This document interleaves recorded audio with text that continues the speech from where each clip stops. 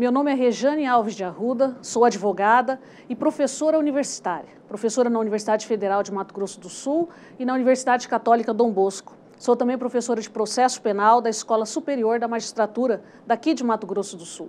E vou falar hoje para vocês a respeito de prisão provisória, uma das modalidades de medidas cautelares previstas no Código de Processo Penal. Primeiramente, vamos falar a respeito da teoria geral da prisão provisória, para depois adentrarmos ao estudo de cada uma das modalidades de prisão provisória. É importante, antes de mais nada, dizer o que é uma prisão provisória. Prisão provisória é qualquer prisão realizada antes do trânsito em julgado da sentença que põe fim ao processo. Qualquer modalidade de prisão de natureza penal que for realizada antes da sentença se tornar irrecorrível é denominada de provisória. Nós temos atualmente 3 modalidades de prisão provisória: a prisão em flagrante, a prisão preventiva e a prisão temporária.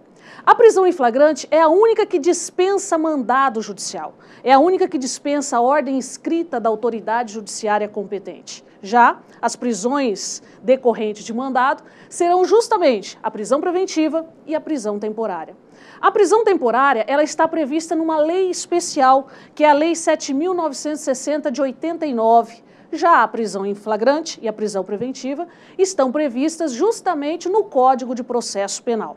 Nós vamos falar agora a respeito do momento em que pode ser realizada cada uma dessas 3 modalidades de prisão provisória. E aí, nós vamos ter que necessariamente fazer uma comparação, fazer, na verdade, uma conformação do artigo 283, parágrafo 2º do Código de Processo Penal, com o artigo 5º, inciso 11 da Constituição Federal.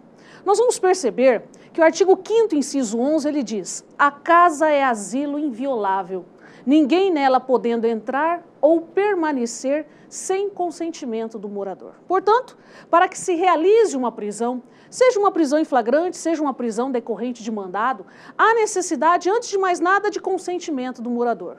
Mas e se não houver o consentimento do morador? O próprio artigo 5º, inciso 11 da Constituição Federal, diz que se não houver consentimento do morador, sem problemas, é possível a realização da prisão em flagrante para prestar socorro ou em caso de desastre. Então, mesmo que não haja consentimento do morador, é possível se realizar uma prisão em flagrante. Portanto, se 1h da manhã, se 10 horas da manhã, se 3 horas da tarde estiver ocorrendo uma infração penal, ocorrer uma situação de flagrância, é possível realizar-se a prisão em flagrante. Mas e as prisões decorrentes de mandado? O próprio artigo 5º, inciso 11, também fala: é possível se cumprir um mandado de prisão durante o dia, que é justamente o período que vai quando nós temos claridade, o período que vai das 6 da manhã, em regra, às 18 horas da tarde. Mas, hoje em dia, com o horário de verão, com as mudanças climáticas, nós não podemos mais utilizar a hora de forma certeira. O ideal é se falar de claridade. Enquanto houver claridade, enquanto houver dia, é possível cumprir-se um mandado de prisão. Então, o mandado de prisão durante o dia. Portanto, prisão preventiva, prisão temporária, para se cumprir um mandado de prisão durante o dia, salvo se o morador consentir que se realize à noite. Prisão em flagrante não, a qualquer hora do dia ou da noite. Essa é a regra que está no artigo 5º, inciso 11, que nós temos que justamente combinar com o 283, parágrafo 2º. Por que o 283, parágrafo 2º? Fala que é possível realizar-se a prisão a qualquer dia, a qualquer hora. Claro, respeitadas as regras de inviolabilidade domiciliar do artigo 5º, inciso 11, que acabamos de falar. Por outro lado, é importante dizer que o Código de Processo Penal estabelece um local específico para que os presos provisórios permaneçam. E nós vamos perceber que o artigo 300 do Código de Processo Penal fala que os presos provisórios devem permanecer em local distinto dos presos definitivos. Claro que muitas vezes, no dia a dia, isso não acontece, mas na medida do possível, deve ser exigido do Estado que essa regra necessariamente seja eficaz. Para esses presos provisórios, nós vamos ter a chamada prisão especial, que é um local, um compartimento diferenciado para aquelas pessoas que se adequam numa das hipóteses do artigo 295 ou em alguma das hipóteses previstas em legislação especial. Então, é o chamado preso provisório com direito à prisão especial. Por exemplo, aquele que já colou grau, aquele que tem 3º grau completo, tem direito à prisão especial. Mas o que é essa prisão especial? Na verdade, é uma prisão diferenciada, algo com chuveiro quente, com sanitário privativo? Não. Na verdade, é apenas um local distinto dos demais presos provisórios. E mais, a prisão provisória determinada especial, ela será utilizada apenas quando a prisão não for definitiva.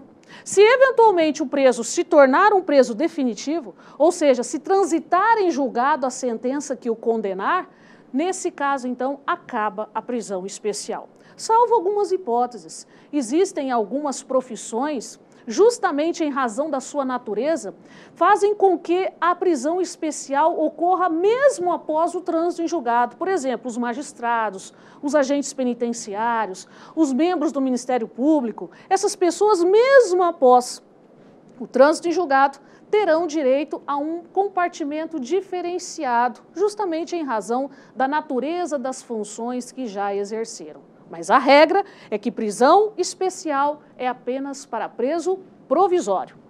Agora, então, vamos falar a respeito da primeira modalidade de prisão provisória, a prisão em flagrante. A prisão que não necessita de ordem judicial em razão da sua própria natureza. Por quê? Nós vamos ver que para que seja realizada uma prisão, há necessidade de que o agente se encontre numa das situações do artigo 302 do Código de Processo Penal. Há necessidade de que exista o chamado estado de flagrância, que o legislador chamou de flagrante delito. E quando que eu tenho o estado de flagrância? Quando que eu tenho a possibilidade de se prender alguém em flagrante? Quando que eu tenho a situação de flagrante delito? Quando alguém, inciso 1 do artigo 302, está cometendo a infração.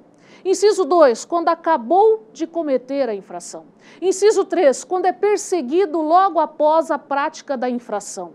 Inciso 4, quando é encontrado logo depois com instrumentos ou objetos que tenham relação com a infração.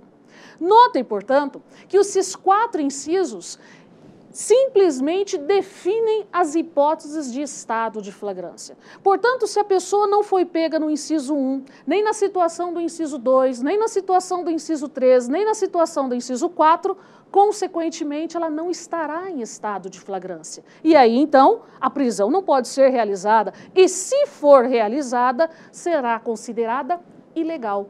Notem mais, notem que conforme nós caminhamos pelo artigo 302, a certeza visual do flagrante vai diminuindo.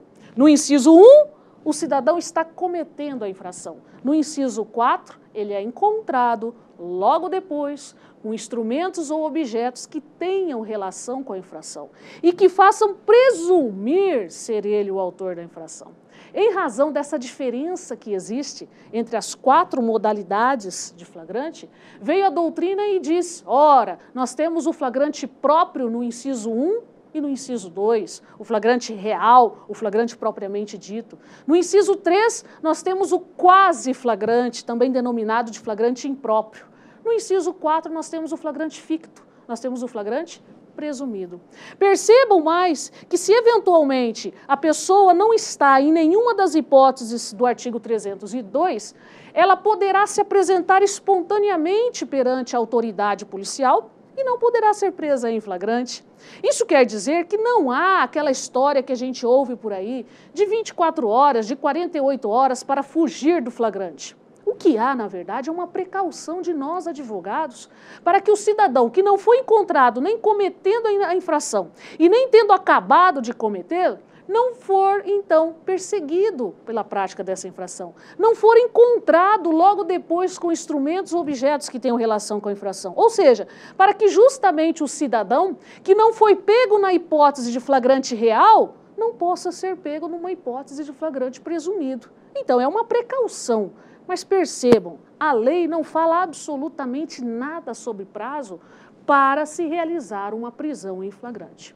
Além disso, é importante dizer que o artigo 301 do Código de Processo Penal fala sobre as pessoas que têm legitimidade para prender em flagrante, as pessoas que têm legitimidade para dar voz de prisão em flagrante. E aí nós vamos perceber uma diferença.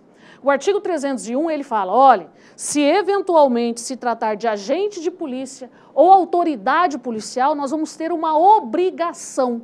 Portanto, nós vamos ter o chamado flagrante obrigatório, compulsório. Portanto, se uma autoridade policial, se um agente de polícia presenciar a prática de uma infração penal, eles são obrigados a prender quem quer que se encontre em estado de flagrância. Já, por outro lado, o artigo 301 fala que nós, particulares, temos a faculdade de prender em flagrante. Portanto, se nós presenciarmos a prática de uma infração penal, nós temos a possibilidade de dar ou não voz de prisão. Isso é importante para justamente diferenciar se eventualmente nós estaremos, como particulares, no exercício regular de um direito, e como autoridade policial, como agente de polícia, no estrito cumprimento de um dever legal. Isso faz diferença justamente quando se fala da utilização da força na hora de se prender em flagrante.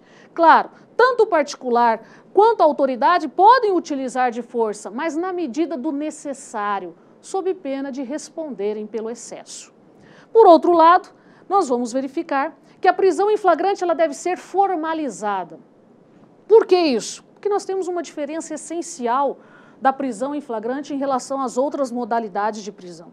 Na prisão preventiva, na prisão temporária, nas prisões decorrentes de mandado, primeiramente o juiz analisa a legalidade, a conveniência, a necessidade da prisão. Coloca tudo isso no papel, numa decisão que necessariamente deve ser fundamentada. Expede-se o mandado de prisão e depois o cidadão é preso. O que acontece na prisão em flagrante? Justamente o contrário. Primeiro o cidadão é preso. Então, necessariamente, há necessidade, portanto, de se fazer a formalização da prisão. Vamos documentar essa prisão e mais, vamos comunicar ao juiz acerca dessa prisão, para que o juiz exerça esse controle de legalidade, de necessidade, de conveniência da prisão a partir de então. Então, nós vamos verificar que o primeiro documento que será lavrado será o auto de prisão em flagrante. E o que é esse auto de prisão em flagrante? O auto de prisão em flagrante nada mais é do que um documento pelo qual vai se colocar ali todas as informações relativas à prisão. Primeiramente, será ouvido o condutor, depois duas testemunhas e, por último, a pessoa do preso. Quem é o condutor? O condutor é a pessoa que deu voz de prisão e conduziu o preso até a autoridade. Quem são essas duas testemunhas? O ideal é que sejam duas testemunhas da infração, mas nem sempre nós temos duas testemunhas da infração. Então, basta duas testemunhas que tenham presenciado a apresentação do preso à autoridade. E por último, vamos ouvir a pessoa do réu. Vai se fazer o chamado interrogatório do acusado. Acusado ainda não, do preso. O preso vai ser dado a ele todos aqueles direitos que estão previstos na Constituição Federal. O direito de permanecer calado, de contactar família e advogado, o direito de ter a sua integridade física respeitada. Depois, então, que ele é interrogado, fecha-se o auto de prisão em flagrante. É importante dizer que o auto de prisão em flagrante ele é compartido. Ouve-se cada uma das pessoas e cada uma dessas pessoas já vai assinando. O auto de prisão em flagrante, então, vai ser formado pela união de diversas oitivas, dentre elas o interrogatório do preso.